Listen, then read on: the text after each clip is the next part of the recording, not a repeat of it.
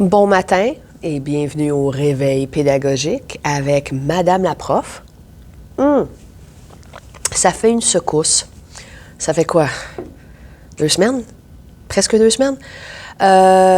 Faut dire que j'ai été malade.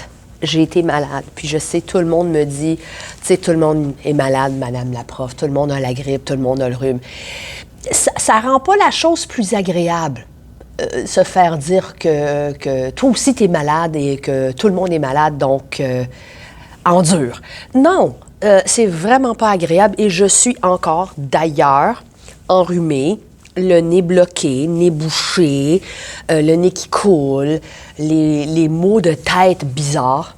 Je sais que les sinus, là, comme, occupent une grosse partie de ma face, mais honnêtement, là, avoir des maux de tête bizarres comme ça, là, non merci. Donc, cela étant dit, l'autre raison pour laquelle j'étais pas en onde, si on pourrait dire, la semaine passée, outre la maladie, c'est que j'étais à Québec. J'étais à Québec. Donc, c'était pas le Comic-Con, non. Ça faisait drôle d'aller à Québec quand ce n'était pas le Comic-Con de Québec. Non, j'étais en formation pour le programme international, une formation offerte par la CIBIC. Je pourrais essayer d'expliquer le symbolisme du mot. C'est la Société des écoles du baccalauréat international du Québec, je pense. Je pense qu'il me manque un mot là-dedans. Mais en tout cas, la CIBIC offrait cet atelier-là 2 jours, lundi et mardi. Et je dois dire que ça m'offusque quand le monde me dit profite de ton congé. Je n'étais pas en congé, je travaillais. J'étais en formation. C'est pas comme si j'allais me prélasser au bord de la plage, là. Il faut dire qu'il n'y a pas de plage à Québec, mais petite discrétion à part. Non, je n'étais pas en congé. C'était pas des vacances. Quand le monde me dit profite de tes vacances, je travaillais. Mon cerveau n'était pas à off. Juste parce que je n'étais pas devant les élèves, ça ne voulait pas dire que je travaillais pas. La formation, c'est de la formation. Puis moi, je vois qu'il y a 3 buts précis à une formation. Premièrement, j'appelle ça mes 3 P. Mes 3 P. Le partage, OK? Partager des idées avec d'autres éducateurs, c'est une excellente façon de se former quand il y a un échange d'idées. C'est fantastique. C'est énergisant, si je pourrais dire, parce que des fois, tu te dis « Ouais, j'ai une petite idée, est-ce que ça fonctionnerait? » Puis là, tu entends quelqu'un d'autre le faire dans sa classe, dans un contexte différent, et ça marche.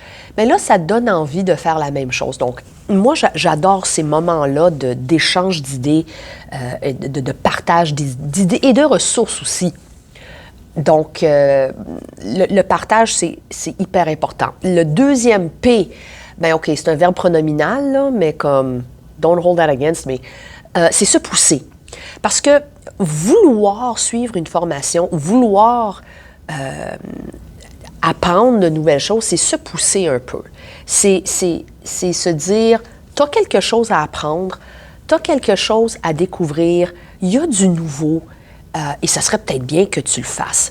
Puis, tu sais, comme on dit en anglais, it's a mindset. Le désir de changer, le désir, le vouloir découvrir quelque chose de nouveau, c'est important en éducation, c'est important en enseignement. C'est important dans d'autres domaines aussi, mais en enseignement, si on veut rester signifiant en tant qu'enseignant, puis si on veut que notre contenu reste signifiant auprès des élèves, auprès des nouvelles générations, il faut quand même qu'on se pousse et qu'on se dise, sais-tu quoi? Tu as quelque chose à découvrir, puis tu peux faire des choses différemment. Puis, ce qui m'amène au dernier P, encore un verbe pronominal, j'ai fait des recherches, c'est se pérenniser.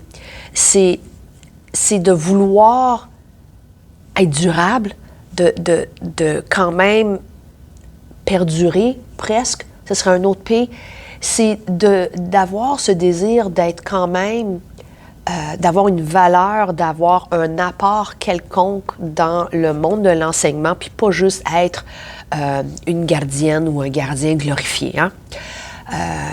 C'est savoir qu'on est dans cette carrière, dans cette profession pour 30, 35 ans, même voire 40 dans certains cas. Je nomme pas de nom, mais je suis sûre que dans vos écoles, il y a ce prof. Puis tout le monde se dit, le monde se demande, bon, il va prendre sa retraite quand, là, celui-là? Tu sais, il fait partie des meubles. Part of the furniture, comme on dit en anglais. Donc, on sait qu'on va rester là longtemps. Le désir de café est fort ce matin. On sait qu'on va rester dans la carrière, dans la profession pendant longtemps. Et il faudrait avoir les ressources pour rester. Oui, je sais. Il y a plein d'autres affaires qui font en sorte qu'il y a certains profs qui lâchent puis d'autres qui restent. Sécurité, la santé mentale au travail, les conditions de travail, le salaire. OK, je sais, mais je ne suis pas ici pour parler de ça. Je suis ici pour parler de la formation professionnelle, du développement professionnel, le training. C'est important. C'est important d'être durable, d'avoir cette pérennité et de savoir qu'on a une signifiance, qu'on a une importance et une valeur, même après 25 ans ou 30 ans dans la carrière. Je suis rendue à un point dans ma carrière où je me dis, oui, je vois la retraite. Tu sais, je ne veux pas penser à ça, mais je la vois, puis je me dis, comment est-ce que je peux continuer et avoir un apport signifiant à mon école et servir les élèves. Donc, c'est ça. Puis j'espère que vous aimez la couleur.